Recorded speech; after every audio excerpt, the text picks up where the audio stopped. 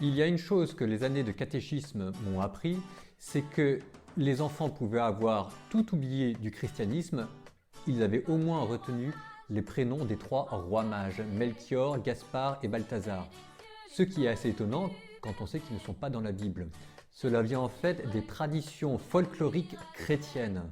Les traditions folkloriques chrétiennes remontent aux évangiles apocryphes. Ceci appartient au folklore du christianisme. Folklore, folk le peuple, lore les traditions. Le folklore, ce sont les traditions populaires, ce qui permet de nourrir son imagination.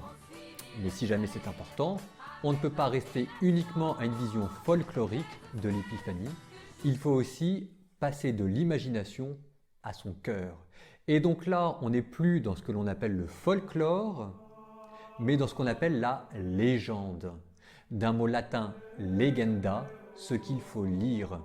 Les rois mages, l'épiphanie est un conte légendaire, car il faut le lire, puisqu'il est là pour élever notre cœur. Et l'on rentre dans l'aspect légendaire de l'épiphanie à travers les symboles qui sont disséminés. L'astre qui se lève à l'Orient est le symbole de la résurrection. Les mages qui suivent l'étoile sont le symbole des croyants qui par la foi arrivent jusqu'à la crèche.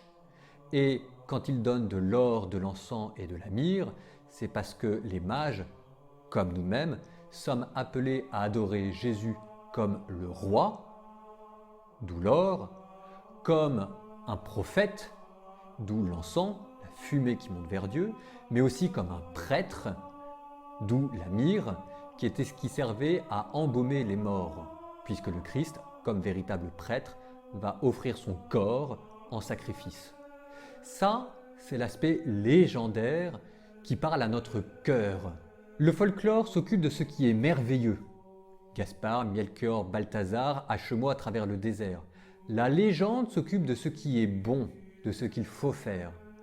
Mais on peut aller aussi avec l'histoire, au sens scientifique du terme, et avec l'histoire s'occuper de ce qui est vrai. Est-ce que cette légende, est-ce que les rois mages ont vraiment existé? On sait qu'au temps de Jésus, il y avait des mages, c'est-à-dire des astrologues, des savants, qui habitaient Babylone. On sait aussi qu'à Babylone, depuis la diaspora, 7e siècle avant Jésus-Christ, il y avait des juifs. Et on sait qu'il y avait à Babylone des juifs, mages, issus de la diaspora. On connaît même le nom des plus célèbres d'entre eux, le prophète Daniel, Ananias, Azarias, Misaël. On sait aussi qu'ils attendaient la réalisation d'une prophétie dans le livre des Nombres au chapitre 15 de la Bible, l'oracle dit de Balaam, une étoile qui se lève et qui annonce le véritable roi. On sait aussi que les mages à l'époque de Jésus basaient leurs calculs sur un calendrier dit de Ptolémée. C'était le calendrier le plus courant qui faisait autorité à cette époque.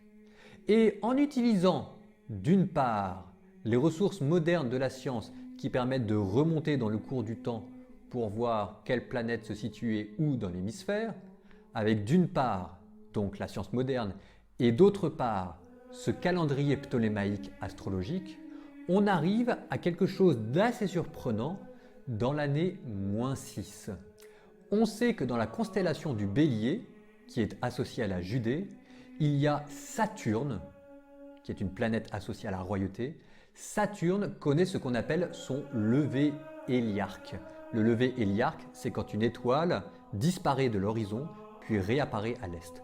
Et la Bible en parle quand on vous dit l'astre à son lever. C'est un terme astrologique qui signifie le lever héliarque.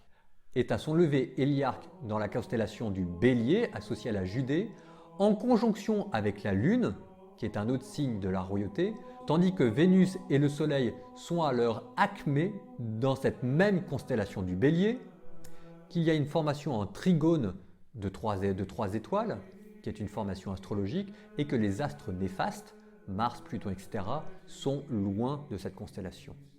On a donc un événement astrologique tout à fait notable, en -6, qui permet de se dire que des juifs mages à Babylone ont peut-être vu là la réalisation de la prophétie de Balaam. Le folklore qui nourrit notre imagination avec les écrits apocryphes pour nous faire entrer dans le merveilleux.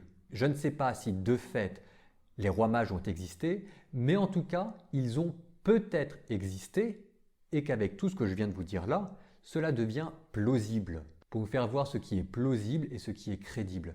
Les légendes avec le symbolisme de la Bible pour nous faire entrer dans ce qu'il y a de moral et de bon. Et l'histoire avec ses recherches en astronomie